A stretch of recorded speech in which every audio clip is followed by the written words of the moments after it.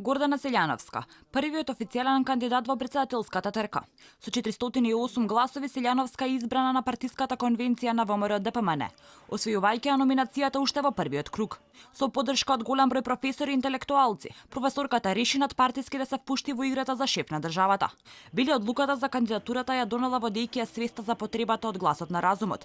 Она што ме водеше во одлуката беше свеста за насушната потреба во Република Македонија од глас на разумот, глас на правото, правдата и моралот, глас на вистинските европски вредности. Но која е всушност Селјановска? Жена, мајка, професор. Важи за борец за владење на правото.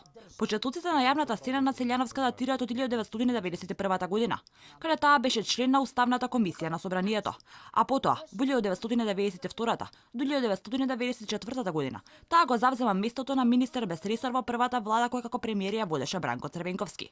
Селјановска докторирала со почести во 1993 година на Универзитетот во Љубљана, основачи и на првиот совет на европско движење во Македонија.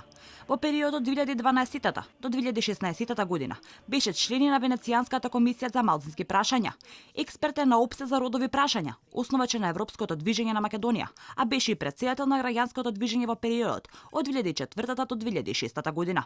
Таа е добитник на медал за работата околу родовата еднаквост на Сојузот на жените на Македонија, а беше и претседател на женското лоби од 2002 до 2004 година. Професорката Селјановска беше дел од бордот на Соросовата фондација, но во 90-тите беше исклучена. Селјановска беше во центарот на вниманието изминатиот период каде цврсто ги искажуваше ставовите преку правниот систем, против Преспанскиот договор, но и против законот за употреба на езиците. За Селјановска во последните години е тешко да се направи поврзано со било која политичка партија во Македонија, бидејќи секогаш била критички настроена кон секоја власт. По вчерашниот избор за кандидат за претседател, Селјановска им се заблагодари на делегатите за довербата. Рече дека многу добила од Македонија и дека е време да ја врати за тоа. Јас многу сум добила од Македонија.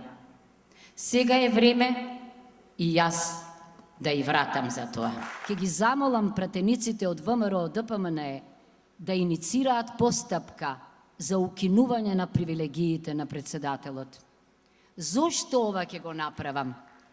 За потоа да подсетам, бидејќи ако победиме на претседателските избори, тоа ќе биде импулс, тоа ќе биде инспирација, тоа ќе биде ангажирање, тоа ќе биде обединување на сите граѓани за следните предвремени парламентарни избори да дојде до промена на власта.